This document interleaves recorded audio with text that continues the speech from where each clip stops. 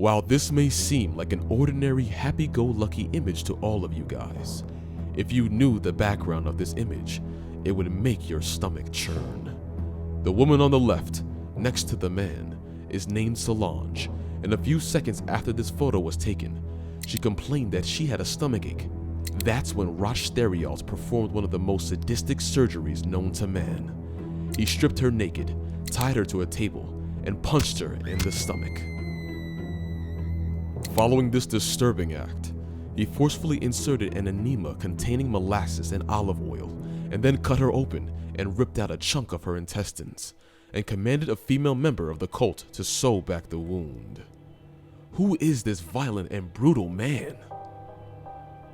And why are we talking about him today? You were talking to him that he seemed to focus all of his attention on you, and you felt this powerful presence of this man.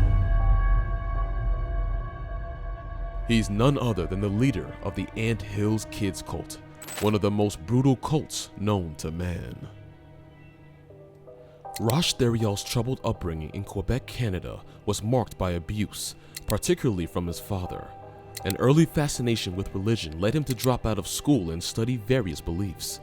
He embraced the Seventh-day Adventist Church and later formed the Ant Hill Kids cult, convincing followers of an impending apocalypse. As their leader, he enforced strict rules and severed ties with the outside world and limited them to this home. Initially, preaching unity and equality, he evolved into a brutal dictator, inflicting horrifying punishments and performing abusive medical practices. The formation of the Ant Hill Kids cult began with Rosh Theriault's charismatic persuasion and his followers' desperate search for salvation.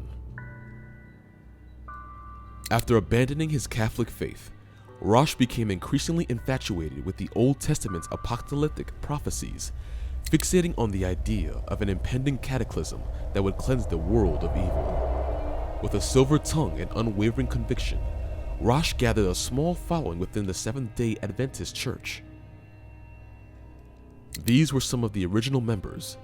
He managed to convince 4 men and 9 women to forsake their homes, families, and jobs, promising them deliverance from the impending doom. For these devoted followers, Rosh was no longer just a charismatic leader, he had become their savior. In 1977, the group established their commune in Quebec, where they could live free of sin, following Rosh's interpretations of the Bible.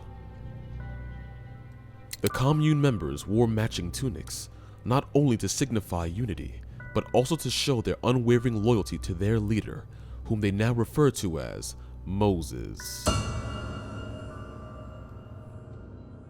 Isolated from the outside world, the Ant Hill Kids immersed themselves in a tightly controlled environment, cutting off all contact with their families and previous lives. Their faith in Rosh's divine authority grew stronger as they adhered to his strict rules, believing themselves to be the chosen ones in the battle between good and evil. Told me that he was a godly man who had chosen a different way of life. As the Ant Hill Kids continued to embrace Rosh's teachings, little did they know that their idyllic commune was on the verge of descending into a nightmare of brutality and deception.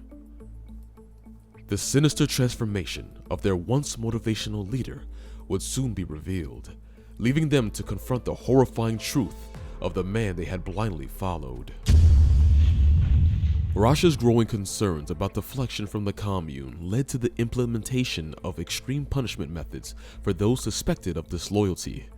He forced his followers into gladiator-style tournaments, where they fought each other in the dirt for the entertainment of the group.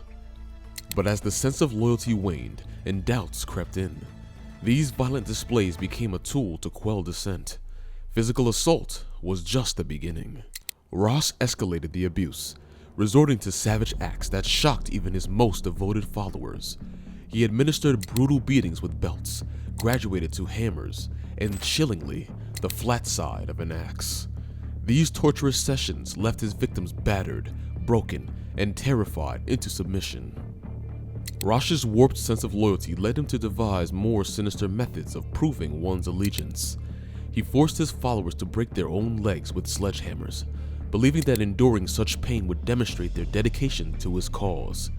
The self-inflicted violence they endured for his approval only solidified his hold over their minds. His cruelty didn't end there. In an unthinkable act of sadism, Rosh ordered his followers to sit on lit stoves, shoot each other in the shoulders, and even cut off each other's toes. The level of psychological manipulation and fear instilled in the commune made any rebellion seem like a death sentence. No one in the Ant Hill Kids cult was safe from Rosh's wrath, not even the innocent children. Disobedient children faced merciless punishment, including being stripped naked and whipped. In one horrifying instance, a misbehaving child was nailed to a tree while the other children were ordered to throw rocks at him, all under the pretense of discipline. According to some of the people who were there, he might take that child, hold it up against a tree trunk, and drive in knives on the clothes of the child to pin it against the tree. The mistreatment, both physical and psychological, took its toll on the members of the Ant Hill Kids cult. One woman, desperate to escape the horrors, left her newborn child outside in a blizzard to avoid the relentless punishments. Tragically, the child succumbed to the elements, but the incident would spark the beginning of the end for Rosh and his cult. Child Services investigation in 1987 led to the revelation of a charred body of a child, raising serious suspicions about the cult's activities. The grim discovery triggered a series of events that would expose the cult's nightmarish practices and eventually lead to the downfall of Rosh Theriot and his devoted followers. The death of the child was just the tip of the iceberg. As authorities delved deeper into the cult's activities, they unearthed disturbing incidents of abuse and violence. Reports of a botched circumcision on a 2-year-old boy, followed by a fatal beating, shocked the community and revealed the cult's penchant for brutality. Rosh Theriot's iron grip on his followers and his propensity for punishment became increasingly evident. Although the initial investigation led to arrests, the cult's legal standing as a registered religious organization shielded them from more severe consequences. It seemed as though Rosh Theriot and his followers might escape justice once again. La police est à la recherche de Roch Theriot. However, Child Services intervention was just the beginning of the cult's undoing. With the focus on the welfare of the children, the cult decided to relocate in 1984, setting up a new commune near Burnt River, Ontario. But the cycle of abuse and control persisted. Rosh's paranoia escalated, leading to increasingly draconian rules. His followers were forbidden from speaking to each other without permission, and any hint of disloyalty or defiance was met with brutal physical assault. Despite the tight control, cracks began to appear in the cult's facade. Gabrielle LeVay, a courageous member, started showing signs of defiance and resistance.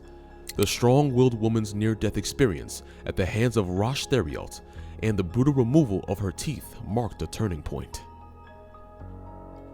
Gabrielle's escape from the commune in August 1989 was a pivotal moment in the cult's unraveling.